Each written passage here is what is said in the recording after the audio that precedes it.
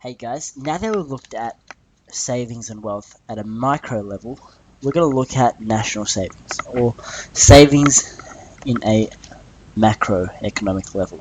So we know that savings, just going to remind ourselves of the definition of savings, as the proportion of current income not devoted to current consumption expenditure.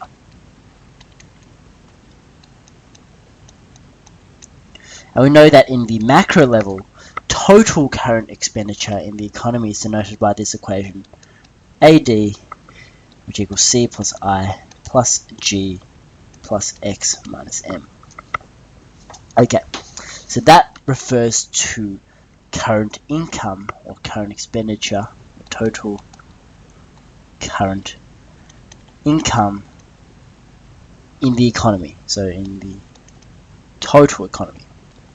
Because we talked about how the circular flow works, that aggregate demand in theory should equal income, which equals production, which again comes back to aggregate demand.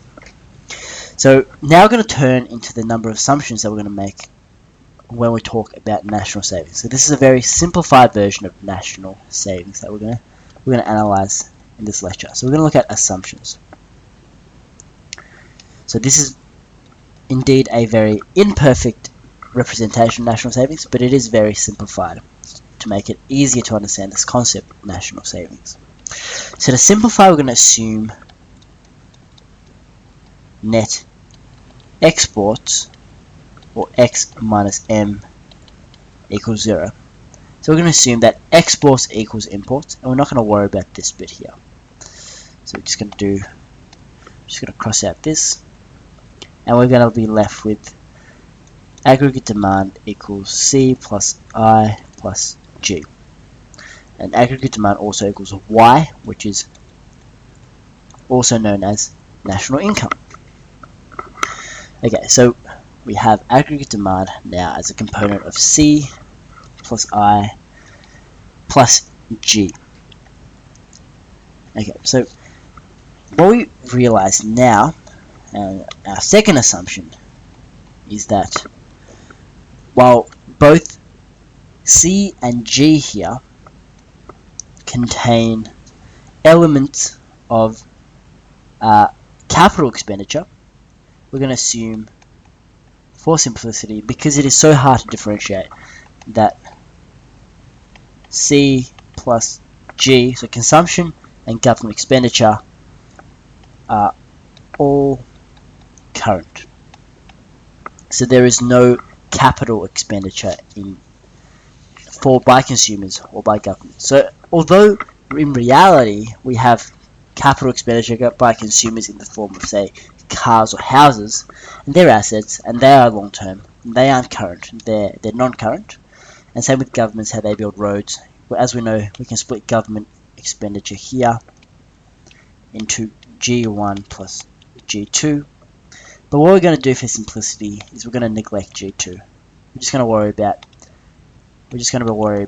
G1 here. So we know that now. Y equals C plus I plus G. And our third assumption is what we're going to assume all I is non-current expenditure. So what we're going to assume here is that all firms' investment expenditure is about increasing their productive capacity to allow for greater output and income in the future. So we're going to assume that firms' expenditure, or investment expenditure by businesses, are not about spending for their current needs. So they're the three types, or the three assumptions that we're going to make. So we're going to assume, now we're going to know that savings is the proportion of current income, and this is very important, this idea of current income. It's not non-current, it is current income not devoted to current consumption expenditure. So we're going to denote S as our national savings. Okay, so when we write this national savings here, we're going to see that S would equal our total current income minus everything that is not devoted to current expenditure. So minus everything that is devoted to current expenditure, which is C and G in this case. So we're going to, as we assume that current expenditure, or sorry, consumption and government expenditure are all current, we're going to assume that C plus G is current. And so I, being non-current expenditure, is excluded. So savings would in theory equal Y minus C minus G. We can split this up even further now. We can say let T, in this case, equal taxation. Because we know the government taxes consumers. And by taxing consumers, that reduces the amount of disposable income that they can devote to current expenditure. So what this means is we can split this up again into an even more intimate relationship between savings and national income. We have S equals Y minus C minus G initially. We can split C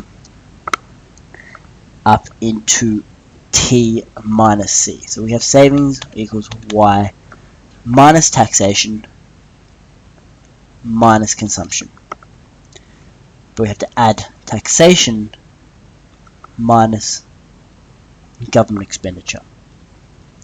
So what this suggests is that we have national income, we take away taxation, and we're left with what we can spend on current income. So here in this case, Y minus T would be national disposable income. And so if we minus Y minus T, we get national disposable income. And if we minus C yet again, we get the current or the non-current expenditure by households, which also relate back to this idea of savings. And again, the government gets revenue from taxation, so they spend what is left of taxation, and so T minus G represents public savings. And by the same token, Y minus T minus C represents private savings. So as we know, T is government revenue, G is government expenditure. Revenue minus expenditure on current consumption expenditure by the government is also known as government savings. So if we have revenue exceeding expenditure, as we talked about in our lecture on budget surplus, this means that the government can devote any surplus in funds to public savings. So national savings is a component of private savings and public savings. Okay, so now we're going to look at why national savings is so important.